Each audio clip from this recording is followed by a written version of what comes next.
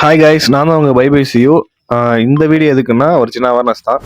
ஏன்னா இந்த பார்த்துட்டு இருக்கீங்க, இந்த மரத்துக்கு தான் நம்ம வந்து நிறைய பனை விதைகள்லாம் எடுத்துகிட்டு இருந்தோம். ஸோ திடீர்னு பார்த்தீங்கன்னா இந்த மரங்கள்லாம் எரிக்கப்பட்டிருந்துச்சு.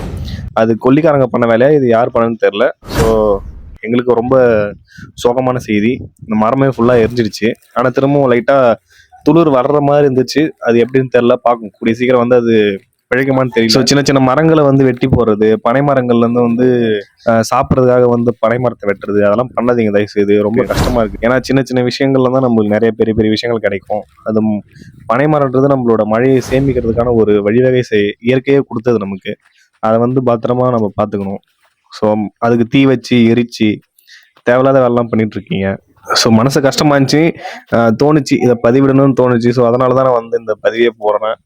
ஏன்னா அது கீழே தான் நம்ம ஒரு 200 விதைகளை எடுத்து நட்டுட்டு இருந்தோம். உங்களுக்கு ப்ரீவியஸ் வீடியோ பார்த்து தான் தெரியும். இது கீழே தான் இப்போ ரீசெண்டாக கூட நம்ம போன வாரம் மரம் நட்டோம். அதுலேருந்து தான் நம்ம விதைகளை எடுத்து நட்டுருந்தோம்.